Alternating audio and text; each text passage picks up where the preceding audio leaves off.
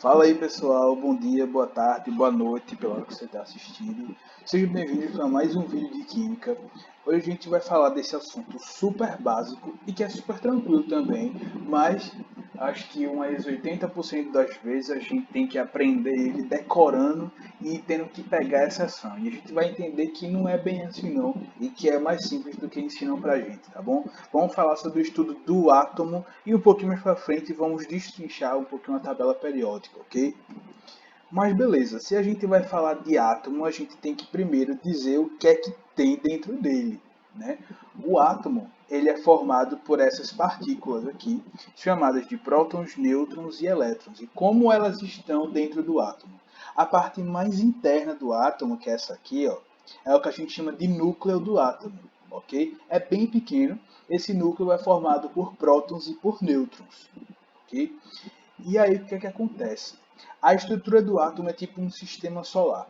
É como se esse núcleo aqui fosse o Sol e essas camadas aqui de elétrons que você está vendo aqui na legenda, que é essa bolinha vermelha, essas camadas de elétrons que estão rodeando esse núcleo, é como se fossem os planetas do sistema solar. É assim que o átomo é. Ele tem esse núcleo e ao redor desse núcleo ele tem camadas de elétrons. Essas camadas de elétrons a gente chama de eletrosfera. Isso aqui tudinho que tem elétron é o que a gente chama de eletrosfera. Beleza? Ok. E quando a gente vai falar de estudo do átomo, de atomística, de estrutura atômica, a palavra-chave para a gente falar sobre isso é estabilidade ou estabilização. Como assim? Eu trouxe esse exemplo de átomo aqui para você do jeitinho que ele aparece na natureza, neutro, ok? Mas não é porque ele aparece naturalmente assim que ele vai continuar desse jeito. Eu estou te dizendo que esse átomo está instável, ele está incompleto. Ele precisa de alguma maneira se estabilizar, ele precisa de alguma maneira ficar completo.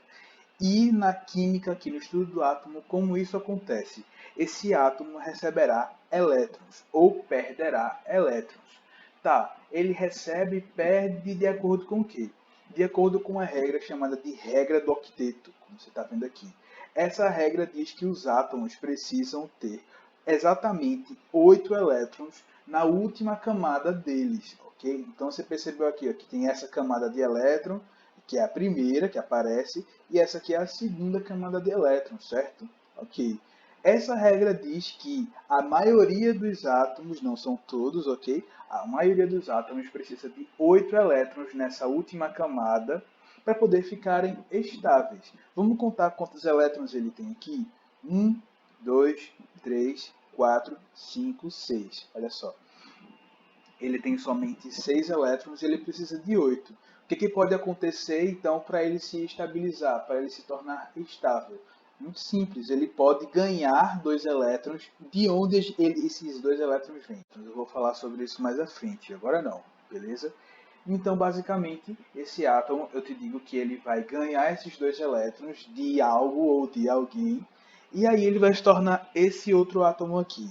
O núcleo é basicamente o mesmo, essa camada aqui continua igual, só que essa última camada dele, agora quantos elétrons tem?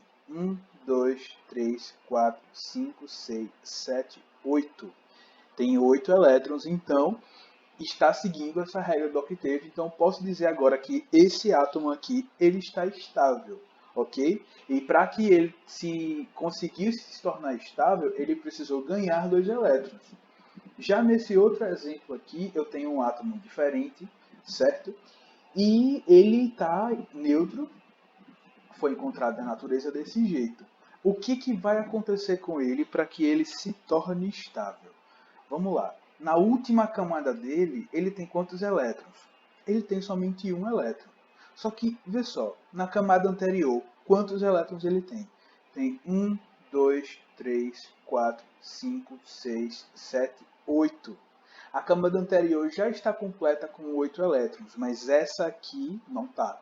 Então, teoricamente, duas coisas poderiam acontecer. Ele ganhava 7 elétrons para poder completar essa aqui com 8, ou então ele perdia esse um elétron que ele tem aqui na última camada e ficaria somente com essas duas. Adivinha o que é mais fácil de acontecer? Exatamente. Ele perde esse um elétron. Como ele perde? Vou falar isso mais na frente. Calma. Ele vai perder esse um elétron e assim ele consegue se estabilizar.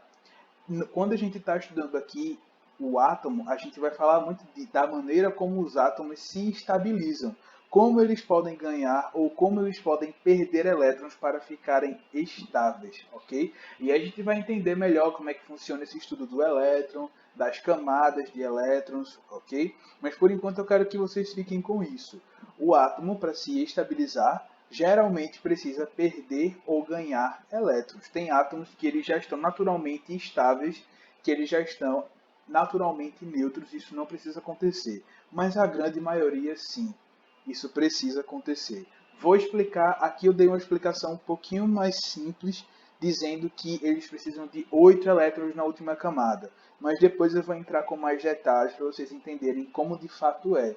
Essa regra é muito conhecida e é uma generalização, ok? Mas nem sempre essa regra é seguida.